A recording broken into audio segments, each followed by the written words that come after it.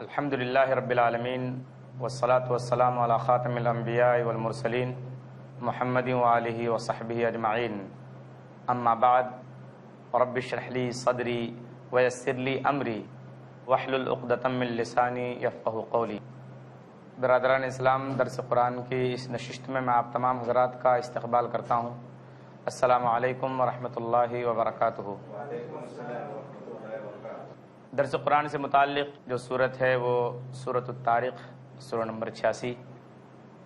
آئیے ہم اس صورت کی شروع کی چند آیتوں کی تلاوت کرتے ہیں، اس کے بعد ان کا ترجمہ اور تفسیر سنتے ہیں۔ اعوذ باللہ من الشیطان الرجیم، میں اللہ کی پناہ میں آتا ہوں شیطان مردود سے۔ بسم اللہ الرحمن الرحیم، اللہ کے نام سے شروع کرتا ہوں جو بڑا مہربان نہایت رحم کرنے والا ہے۔ والسماء والطارق، قسم ہے آسمان کی اور رات میں آنے والے کی۔ وما ادراک ما الطارق، اور تجھے کیا معلوم کہ وہ رات کو ظاہر ہونے والی چیز کیا ہے۔ النجم الثاقب، وہ روشن ستارہ ہے۔ ان کل نفس لما علیہا حافظ، کوئی نفس ایسا نہیں ہے جس پر کوئی نگراں فرشتہ مقرر نہ ہو۔ فَلْيَنظُرِ الْإِنسَانُ مِمَّا خُلِقَ، تو انسان کو دیکھنا چاہیے کہ وہ کس چیز سے پیدا کیا گیا ہے۔ خُلِقَ مِن مَاءٍ دَافِقٍ، وہ ایک اچھلتے پانی سے پیدا کیا گیا ہے۔ یخرج من بین الصلب والترائب، جو ریڑھ کی ہڈی اور پسلیوں کے درمیان سے نکلتا ہے۔ سورۃ الطارق سورہ نمبر 86 مکی ہے، اس میں کل 17 آیتیں ہیں، جن میں سے ہم نے 7 آیتوں کی آپ کے سامنے تلاوت کی ہے۔ اس سے پہلے کہ ہم اس سورت کی ایک ایک آیت، پڑھی گئی آیت کی تفسیر بیان کریں، سب سے پہلے ہم یہ دیکھتے ہیں، ہمیں یہ معلوم ہونا چاہیے کہ یہ سورت کس موقع پر نازل ہوئی ہے، اس کا بیک گراؤنڈ اور پس منظر کیا ہے۔ آپ جب اس سورت کا مطالعہ کریں گے شروع سے اخیر تک، تو اس کے اندر جو انداز بیان ہے، اس میں جو بات بیان کی گئی ہے، اس کے انداز بیان سے یہ معلوم ہوتا ہے کہ یہ سورت ان سورتوں سے ملتی جلتی ہے جو حضور اکرم صلی اللہ علیہ وسلم پر مکے کے شروع کے زمانے میں اتری۔ دوسری سورتوں سے اس کا مضمون بالکل ملتا جلتا ہے، تو اس سے یہ پتا چلا کہ یہ سورت حضور اکرم صلی اللہ علیہ وسلم پر اس وقت نازل ہوئی جب مکہ کے جو کافر تھے وہ قرآن اور محمد صلی اللہ علیہ وسلم کو نقصان پہنچانے کی جو تدبیریں اور جو چالیں وہ اختیار کر سکتے تھے وہ سب کر رہے تھے۔ تو گویا کہ اس کا پس منظر یہ ہوا کہ حضور اکرم صلی اللہ علیہ وسلم پر یہ سورت بالکل ابتدائی زمانے میں، شروع کے زمانے میں نازل ہوئی۔ اور جب اس کے موضوع اور مضمون پر آپ دھیان دیں گے کہ اس میں اس کا ٹاپک کیا ہے، اس میں کون ساری باتیں اور کون سی باتیں بیان کی گئی ہیں، سب سے پہلے اللہ تبارک و تعالیٰ نے آسمان کی اور اس کے بعد چمکتے ہوئے ستاروں کی قسم کھائی ہے۔ آسمان کی قسم کھائی اور اس کے بعد چمکتے ہوئے ستاروں کی اللہ نے قسم کھائی ہے۔ انسان کو پہلے عالم بالا کی طرف توجہ کرنے کے لیے آسمان کی طرف غور کرنے کی دعوت دی ہے، اور اس میں بھی آسمان کے اندر بھی چمکتے ستاروں کی طرف۔ سب سے پہلی جو آیت ہے اس میں اللہ تبارک و تعالیٰ نے آسمان کی قسم کھائی ہے۔ والسماء والطارق، قسم ہے آسمان کی اور رات میں آنے والے کی۔ آسمان سب لوگ جانتے ہیں، اور طارق رات میں آنے والے کو کہتے ہیں۔ طارق رات میں آنے والے کو کہتے ہیں، لیکن قرآن کے اندر ستاروں کو طارق اس لیے کہا گیا کہ یہ ستارے دن کو چھپ جاتے ہیں اور رات کو پھر ظاہر ہو جاتے ہیں، تو اس لیے اللہ تبارک و تعالیٰ نے یہاں قسم کھائی والسماء والطارق، قسم ہے آسمان کی اور ستاروں کی۔ اور یہ بات آپ بارہا سن چکے ہیں کہ اللہ تبارک و تعالیٰ نے قرآن پاک میں جہاں کہیں بھی کسی چیز کی قسم کھائی ہے تو اللہ جس چیز کی قسم کھا رہے ہیں تو گویا اللہ نے اس چیز کو گواہ بنایا ہے اس بات کے لیے جس بات کو ثابت کرنے کے لیے اللہ قسم کھا رہے ہیں۔ تو یہاں اللہ آسمان کی اور ستارے کی، چمکتے ستارے کی قسم کھا رہے ہیں، کیوں؟ آگے اللہ نے اس کی وجہ بتائی ہے۔ تو والسماء والطارق قسم ہے آسمان کی اور رات میں آنے والے کی، وما ادراک ما الطارق، اور تجھے کیا معلوم کہ وہ رات میں ظاہر ہونے والی چیز کیا ہے۔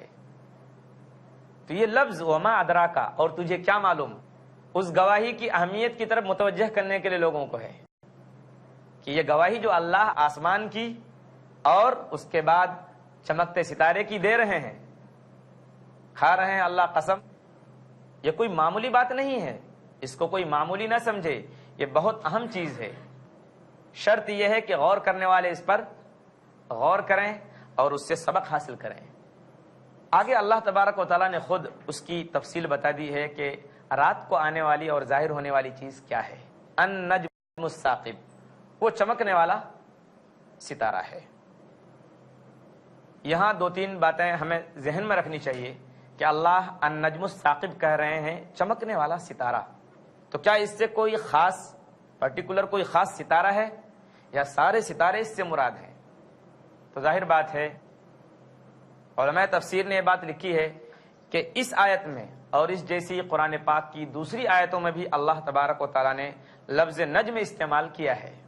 مثال کے طور پر سورہ نحل سورہ نمبر 16 اور آیت نمبر 16 اللہ انسان کو اپنے احسانات یاد دلا رہے ہیں کہ وَبِالنَّجْمِ هُمْ يَهْتَدُونَ، اور ستاروں کے ذریعے وہ راستہ حاصل کرتے ہیں۔ تو اللہ نے اس آیت میں اور اس جیسی بہت ساری آیتوں میں النجم استعمال کیا ہے سنگولر بظاہر، لیکن یہ لفظ تمام ستاروں کے لیے ہے، تو اس سے کوئی خاص ایک ستارہ مراد نہیں، بلکہ جتنے ستارے ہیں وہ سب کے سب اس کے اندر داخل ہیں۔ اب یہاں ایک سوال پیدا ہوتا ہے، کوئی بھی آدمی تھوڑی دیر اگر غور کرے تو سوال پیدا ہوتا ہے کہ اللہ تبارک و تعالیٰ نے بے شمار ستاروں کے اندر چمکتے ہوئے ستارے کی قسم کیوں کھائی؟ ستارے تو بہت سارے ہیں، آسمان میں بکھرے ہوئے اتنے تارے ہیں، اتنے ستارے ہیں کہ آج سائنس نے اتنی ترقی کی ہے اور ایسٹرونومی میں اتنی ترقیات ہوئی ہیں، اس کے باوجود تاروں کی تعداد جو ماہرین فلکیات ہیں، جو ایسٹرونومی کے ماہر ہیں، ان کو معلوم نہیں ہو سکا۔ حتیٰ کہ آپ سن کر تعجب کریں گے، بلکہ ہم سے زیادہ آپ کو اس کی معلومات ہوگی، آپ نے سائنس پڑھی ہے، سب کچھ جانتے ہیں، لکھا ہے کتابوں میں، میں آپ کو کتاب کا ریفرنس بھی دیتا ہوں کہ جس کہکشاں میں ہماری زمین واقع ہے اس میں 100 بلین ستارے ہیں، ہوں گے کہا ہے، جو ماہرین فلکیات ہیں وہ کہتے ہیں کم سے کم 100 بلین ستارے ہوں گے۔ جس کہکشاں میں ہماری زمین ہے اس میں صرف 1 بلین ستارے ہوں گے۔ یہ کون کہہ رہے ہیں؟ جو ایسٹرونومی کے ماہر ہیں۔ لیکن ظاہر بات ہے ان کی اس تحقیق کے بعد بھی ہمیں یہ کہنا پڑے گا کہ اللہ ہی جانتا ہے کہ ان ستاروں کی تعداد کتنی زیادہ ہے۔ دا کیمبرج انسائکلوپیڈیا اس کے اندر صفحہ 313 میں، پیج نمبر 313 میں یہ بات لکھی گئی ہے کہ جو ماہرین فلکیات ہیں، جو ایسٹرونومی کے ماہر ہیں، وہ کہتے ہیں کہ ہماری زمین جس کہکشاں کے اندر ہے اس میں 1 بلین کوئی بنانے والا ہے جس نے ان ستاروں کو بنایا ہے اور ان کو لٹکا کر رکھا ہے، اور ان کے اندر کوئی آپس میں ٹکراؤ نہیں ہے اور نہ وہ اپنی جگہ سے گرتا ہے۔ تو اللہ تبارک و تعالیٰ نے انسان کو یہاں غور کرنے کی دعوت دی ہے کہ دیکھو تم آسمان پر غور کرو اور آسمان کے اندر رات میں ظاہر ہونے والے ستاروں پر غور کرو، جو میں تم کو ہر دن اپنی نشانی کے طور پر دکھاتا رہتا ہوں۔ ہر رات ہمیں یہ ستارے نظر آتے ہیں جو ہمیں دعوت دیتے ہیں اس بات کا کہ اللہ کی طاقت بہت بڑی ہے اور اس نے ان ستاروں کو کس طریقے سے ان کا نظام اور سسٹم بنا رکھا ہے کہ وہ ستارے آپس میں ایک دوسرے سے ٹکراتے نہیں ہیں۔ حتیٰ کہ بعض مفسرین کرام کہتے ہیں کہ اللہ تبارک و تعالیٰ نے ان ستاروں کے اندر ایسی خوبی رکھی ہے، ایسی روشنی رکھی ہے کہ یہ تہ بتہ فضاؤں کو چیرتے ہوئے زمین تک اس کی روشنی پہنچ جاتی ہے۔ اس کے بعد اللہ تبارک و تعالیٰ آگے فرما رہے ہیں ان کل نفس لما علیہا حافظ، یہ ہے وہ بات جس کی وجہ سے اللہ نے آسمان کی اور چمکتے ہوئے ستاروں کی قسم کھائی ہے۔ کہ کوئی ایسا نہیں ہے، کوئی انسان ایسا نہیں ہے جس پر نگرانی کرنے والا، جس کی دیکھ بھال کرنے والا کوئی فرشتہ نہ ہو۔ یہ ہے اصل وہ بات جس پر اللہ نے قسم کھائی ہے کہ دیکھو تم رات کے اندر تاروں بھرا آسمان دیکھتے ہو، تم خود سوچو کہ اتنی بے شمار آنکھیں تم کو گھورتی رہتی ہیں، تم کو دیکھتی رہتی ہیں، اور یہ سب اللہ تبارک و تعالیٰ نے پیدا کیے ہیں جو تمہارے لیے جاگتی رہتی ہیں اور تم کو دیکھتی رہتی ہیں۔ تو اللہ تبارک و تعالیٰ کے لیے یہ سوچنا کہ اللہ تبارک و تعالیٰ ہم کو دوبارہ کیسا پیدا کرے گا اور ہمارے بھیدوں سے کس طریقے سے واقف ہوگا، یہ وہ شخص سوچ سکتا ہے جو بالکل عقل سے عاری ہو، جس کے اندر بالکل عقل نہ ہو۔ اللہ نے بے شمار ستاروں کو تمہارے لیے جاگتی ہوئی آنکھ کی مانند بنایا ہے جو تمہاری نگرانی کر رہے ہیں۔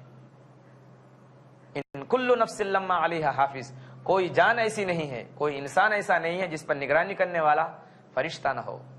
یہاں اس آیت کے اندر علماء تفسیر کی دو رائے ہیں۔ سوال یہ پیدا ہوتا ہے کہ حافظ سے مراد کیا ہے؟ حافظ کے معنی آتے ہیں حفاظت کرنے والا، نگرانی کرنے والا۔ بعض علماء تفسیر یہ فرماتے ہیں کہ حافظ سے مراد وہ فرشتے ہیں جو ہر انسان کے پاس ہیں، دائیں اور بائیں، کرامن اور کاتبین، جو انسان کی نیکیاں بھی لکھتے ہیں اور جو انسان کی برائیاں بھی لکھتے ہیں۔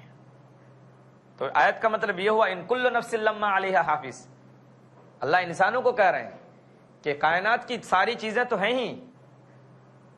میری بڑائی کو ثابت کرنے کے لیے، اس کے علاوہ خود تمہارے پاس تمہارے ساتھ ہر وقت دو فرشتے لگے رہتے ہیں جو تمہاری ہر اچھائی کو بھی لکھتے ہیں اور جو تمہاری ہر برائی کو بھی لکھتے ہیں۔ تو یہ بے خبر مت ہونا تم اس بات سے کہ میں تمہارے حالات سے بے خبر ہوں، اس سے تم بے خبر اور غافل مت ہونا، کیونکہ ہمارے فرشتے ہماری طرف سے متعین ہیں جو تمہاری ہر بات کو ریکارڈ میں رکھتے ہیں۔ تو یہ وہی بات ہے جو اللہ نے قرآن پاک میں بیان فرمائی ہے کہ ان علیکم لحافظین کرامن کاتبین یعلمون ما تفعلون، کہ تمہارے اوپر حفاظت کرنے والے فرشتے ہیں جو کرامن اور کاتبین کی شکل میں ہیں، جو جانتے ہیں جو تم کرتے ہو۔ تو ایک مطلب حافظ کا تو وہی ہوا کہ یہ کرامن کاتبین اس سے مراد ہیں، اور دوسرا مطلب علماء تفسیر نے بیان کیا کہ حافظ کا مطلب یہاں وہ فرشتے ہیں جو ہر انسان کے ساتھ اس کے آگے اور پیچھے اس کی حفاظت میں لگے رہتے ہیں۔ اور اللہ نے یہ بات بھی قرآن پاک میں ہی بیان فرمائی ہے، چنانچہ سورہ رعد سورہ نمبر 13 آیت نمبر 11 کے اندر اللہ بیان فرماتا ہے لَهُ مُعَقِّبَاتٌ مِّن بَيْنِ يَدَيْهِ وَمِنْ خَلْفِهِ يَحْفَظُونَهُ مِنْ أَمْرِ اللَّهِ، کہ انسان کے آگے اور پیچھے فرشتے لگے ہوئے ہیں، يَحْفَظُونَهُ مِنْ أَمْرِ اللَّهِ، جو اللہ کے حکم سے، اللہ کی پرمیشن سے وہ انسان کی حفاظت کرتے ہیں، جو ہم کو اور آپ کو بظاہر نظر نہیں آتے، لیکن اللہ تبارک و تعالیٰ نے ان فرشتوں کو ہماری اور آپ کی حفاظت کے لیے متعین کیا ہے۔ وہ ہماری اور آپ کی حفاظت کرتے ہیں، وہ حفاظت کا انداز کیا ہے وہ اللہ عالم بالصواب، اللہ جانتے ہیں کہ وہ کس طرح سے ہماری اور آپ کی حفاظت کرتے ہیں۔ یہ بات اللہ تبارک و تعالیٰ نے بیان فرمائی کہ ان کل نفس لما علیہا حافظ، کوئی جان ایسی نہیں، کوئی نفس ایسا نہیں ہے جس پر حفاظت کرنے والا فرشتہ نہ ہو۔ اس کے بعد اللہ تعالیٰ نے ایک بہت اہم حقیقت اور بہت اہم بات بتائی ہے آگے کی 3 آیتوں میں، فَلْيَنظُرِ الْإِنسَانُ مِمَّا خُلِقَ، تو انسان کو دیکھنا چاہیے، غور کرنا چاہیے کہ وہ کس چیز سے پیدا کیا گیا ہے، کس چیز سے وہ بنایا گیا ہے، اس کی تخلیق اور پیدائش کس چیز سے ہوئی ہے، اس کو غور کرنا چاہیے۔ اس سے پہلے آسمان اور آسمان میں تاروں کی طرف غور کرنے کی دعوت دی گئی تھی، اب اس آیت کے اندر خود انسان کو کہا جا رہا ہے کہ تم اپنی ذات کے اندر اپنے آپ میں غور کرو تو میری قدرت کی نشانی اور میری حکمت کی نشانیاں تمہارے اوپر ظاہر ہو جائیں گی، اور تم خود پکار اٹھو گے کہ جو اللہ مجھ کو ایک پانی کی ایک بوند سے پیدا کر سکتا ہے اور اتنی بہترین صلاحیتوں کے ساتھ ہم کو اللہ ظاہر کر سکتا ہے اور جیتا جاگتا انسان بنا سکتا ہے، اس اللہ کے لیے مجھ کو دوبارہ پیدا کرنا کون سا مشکل کام ہے؟ کوئی مشکل کام نہیں ہے۔ اس لیے آپ قرآن پاک کا جب مطالعہ کریں گے، اس کی تلاوت کریں گے، تو آپ کو کافروں کا جگہ جگہ یہ شبہ نظر آئے گا۔ کافروں کا سب سے بڑا شبہ، ڈاؤٹ یہی تھا کہ ہم تو مر جائیں گے اور مر کر مٹی میں مل جائیں گے، ہماری ہڈیوں تک کا بھی نام و نشان نہیں رہے گا، تو آخر ہم دوبارہ کیسے زندہ ہوں گے، ہم دوبارہ کیسے پیدا ہوں گے؟ اللہ تبارک و تعالیٰ نے ان کے اس سوال کا اور اس شبہ کا جواب قرآن میں بہت ساری جگہوں پر دیا ہے۔ مثال کے طور پر سورہ عبس سورہ نمبر 80 آیت نمبر 17 تا 22 اللہ نے انسان سے کہا ہے کہ قتل الانسان ما اکفرہ، انسان کے اوپر مار ہو اللہ کی، ما اکفرہ، یہ کتنا ناشکرہ ہے، من ای شیء خلقہ، اس کو اللہ نے کس چیز سے پیدا کیا ہے، من نطفۃ خلقہ، اس کو اللہ نے پانی کے ایک بوند سے پیدا کیا، فقدرہ، پھر اللہ نے اس کا ایک اندازہ ٹھہرایا کہ اس کو کس شکل کا بنانا ہے، ثم السبیل یسرہ، پھر اللہ نے اس کے لیے راستے کو آسان کر دیا، ثم اماتہ فاقبرہ، پھر اللہ نے اس کو موت دی اور پھر اس کو قبر میں دفن کیا، ثم اذا شاء انشرہ، پھر جب اللہ چاہے گا اس کو دوبارہ زندہ کر دے گا۔ تو اللہ تبارک و تعالیٰ نے کافروں کے اس اعتراض کو، اس آبجیکشن کو بار بار جگہ جگہ قرآن پاک میں اٹھایا اور اس کا جواب دیا ہے کہ تم جو یہ سوچتے ہو کہ میرے لیے دوبارہ پیدا کرنا مشکل ہے، تو تم خود سوچو کہ پہلی مرتبہ پیدا کرنا زیادہ مشکل تھا یا دوسری مرتبہ پیدا کرنا مشکل ہے۔ اللہ نے بار بار یہ بات قرآن پاک میں بیان فرمائی ہے۔ تو اس آیت کے اندر اللہ تبارک و تعالیٰ انسان کو اپنی ذات کے اندر غور کرنے کی دعوت دے رہے ہیں کہ انسان آسمان کی طرف دیکھ کر اور آسمان کے تاروں کو دیکھ کر اللہ کی بڑائی اور عظمت کو نہیں سمجھ سکتا، تو خود انسان اپنی ذات کے اندر غور کرے، اپنے بارے میں غور کرے، اور اس کے لیے اس کو کہیں جانے کی ضرورت نہیں، اور جس پانی کی جس بوند سے وہ پیدا ہوا ہے وہ کوئی ایسی چیز نہیں ہے کہ وہ ملتی نہیں ہو، وہ خود اس کے اندر موجود ہے۔ فَلْيَنْظُرِ الْإِنسَانُ مِمَّا خُلِقَ، تو انسان کو غور کرنا چاہیے کہ وہ کس چیز سے بنایا گیا ہے، کس چیز سے پیدا کیا گیا ہے۔ آگے اللہ نے اس کی خود تشریح کی، اس کی وضاحت کی ہے کہ انسان کس چیز سے پیدا کیا گیا ہے۔ آگے اللہ فرماتے ہیں خُلِقَ مِن مَاءٍ دَافِقٍ، کہ انسان ایک اچھلتے پانی سے بنایا گیا ہے۔ ظاہر بات ہے کہ اچھلتا پانی وہ ہے جس کو منی کہا جاتا ہے، جو شہوت پوری ہونے کے بعد زور سے نکلتی ہے، جس کا ذکر اللہ تبارک و تعالی یہاں کر رہے ہیں۔ آگے اس کی وضاحت اللہ اور کر رہے ہیں کہ یخرج من بین الصلب والترائب، یہ پانی پسلیوں اور ریڑھ کی ہڈی کے درمیان سے نکلتا ہے۔ یہ پانی پسلی یہ سینے کے سامنے کا حصہ ہے، اور ریڑھ کی ہڈی جو پیچھے کی کہلاتی ہے پیٹھ کی، اس کو ریڑھ کی ہڈی کہا جاتا ہے۔ ان دونوں کے بیچ سے یہ اچھلتا ہوا پانی نکلتا ہے۔ آپ جدید تحقیقات کی روشنی میں، میری معلومات تو بہت محدود ہے، جو کچھ میں نے پڑھا ہے تفسیر کی کتابوں کے اندر اس کا خلاصہ میں آپ کے سامنے رکھتا ہوں۔ مزید تحقیق آپ لوگ زیادہ کر سکتے ہیں، آپ لوگوں کی یہ فیلڈ ہے، آپ لوگ اس کے ماہر ہیں۔ جدید تحقیقات کی روشنی میں جب ہم غور کریں گے اس آیت کی تفسیر پر، تو ہماری اور آپ کی آنکھیں پھٹی کی پھٹی رہ جائیں گی۔ ہم اور آپ حیران ہو جائیں گے کہ اللہ تبارک و تعالیٰ نے 1400 سال پہلے جو بات بیان کی ہے، آج وہ حرف بحرف کس طرح سے ثابت ہو رہی ہے۔ اور یہ بات آپ بارہا شاید سن چکے ہوں گے کہ قرآن پاک کی وہ آیتیں جو سائنسی معلومات سے تعلق رکھتی ہیں، جن کے بارے میں سائنٹسٹوں نے تحقیق کی ہے، ماہرین نے، ظاہر بات ہے وہ 100% صحیح ہوئی ہیں، اور جہاں جس آیت کی تحقیق نہیں ہوئی، ہم یہ کہیں گے اور بالکل صحیح ہے کہ سائنس ابھی اس کی تحقیق کرنے سے عاجز ہے۔ اللہ نے جو بات بیان کر دی ہے وہ بالکل اٹل فیصلہ ہے، وہ ایک اٹل بات ہے، سائنس اس معاملے میں پیچھے ہے۔ جو میں بات کر رہا تھا جدید تحقیقات کی روشنی میں، وہ یہ ہے کہ جو ماہرین ہیں ان لوگ وہ کہتے ہیں کہ ایک انسان کے اندر سے ایک مرتبہ جو منی نکلتی ہے، جو مادہ منویہ نکلتا ہے، اس کی مقدار 2 ملی لیٹر سے 5 ملی لیٹر تک ہوتا ہے، اور اس کے اندر مادہ تولید کے جو جراثیم ہیں، بچہ پیدا کرنے کے جو جراثیم ہیں، وہ 40 سے 100 ملین تک ہوتے ہیں، 40 سے 100 ملین تک ہوتے ہیں۔ یہ میری اور آپ کی بات نہیں ہے، یہ جو ماہر ہیں اس فیلڈ کے ان کی بات ہے۔ جارج بیل کی ایک کتاب ہے ٹیکسٹ بک آف فزیولوجی، اس میں پیج نمبر 643 میں یہ بات لکھی ہے کہ ایک انسان کے، ایک مرد کے اندر سے جو منی نکلتی ہے ایک وقت میں، اس کی مقدار 2 ملی لیٹر سے 5 ملی لیٹر تک ہے،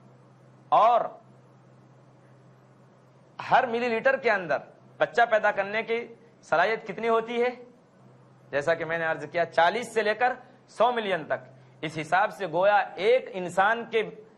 اندر سے ایک مرتبہ جو منی نکلتی ہے اس میں 50 کروڑ انسان پیدا ہو سکتے ہیں، اتنی صلاحیت ہوتی ہے۔ لیکن اللہ تبارک و تعالیٰ نے نظام بنا رکھا ہے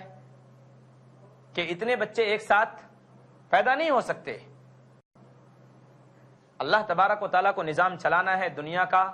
زمینی نظام چلانا ہے انسانوں کا، تو اللہ تبارک و تعالیٰ نے اس لیے اس کی لمٹ رکھی کہ 1 یا 2 جرثومی سے زیادہ فرٹیلائز کی صلاحیت نہیں رکھ سکتے۔ تو اللہ تبارک و تعالیٰ انسان سے یہاں کہہ رہا ہے کہ یخرج من بین الصلب والترائب، تم اس پانی پر غور کرو جو ایک بوند کی شکل میں ہے اور وہ پسلیوں اور ریڑھ کی ہڈی کے درمیان سے نکلتا ہے، پسلیوں اور ریڑھ کی ہڈیوں کے درمیان سے نکلتا ہے۔ ظاہر بات ہے وہ جگہ کہاں ہے؟ پسلیوں کے پسلی اور ریڑھ کی ہڈی کے درمیان کی وہ جگہ کون سی ہے؟ اس کے بارے میں اللہ تبارک و تعالیٰ نے یہ بات نہیں بیان کی، صرف اتنا بتایا کہ وہ جو پانی نکلتا ہے وہ پسلیوں کے اور ریڑھ کی ہڈی کے درمیان سے نکلتا ہے۔ تو اللہ تبارک و تعالیٰ نے انسان کو ایک بوند سے پیدا کیا اور اس کو دعوت دی کہ تم اس ایک بوند پانی پر غور کرو جس سے تمہاری پیدائش ہوئی ہے، جس سے ہم نے تم کو بنایا ہے۔ تم یہ کیوں مشکل سمجھتے ہو کہ میں دوبارہ پیدا نہیں کیا جاؤں گا؟ تو اللہ کے لیے، یعنی میرے لیے، اللہ کہتا ہے کہ میرے لیے تم کو دوبارہ پیدا کرنا کچھ بھی مشکل نہیں۔ اگر یہ بات مشکل ہوتی تو پہلی مرتبہ تم کو پیدا کرنا مشکل ہوتا۔ جب پہلی مرتبہ میں نے تجھ کو پیدا کیا تو دوبارہ پیدا کرنا اس کے مقابلے میں وہ اہون علیہ، بہت زیادہ آسان ہے دوبارہ پیدا کرنا۔ دعا کیجیے اللہ تبارک و تعالی ہم کو اور آپ کو قرآن پاک کے اندر جو حقیقتیں بیان ہوئی ہیں ان حقیقتوں کو ہمارے دل میں اتار دے۔ اللہ تعالی ہمیں اور آپ کو قرآن پاک سمجھ کر پڑھنے کی توفیق دے۔ آمین وآخر دعوانا ان الحمدللہ رب العالمین۔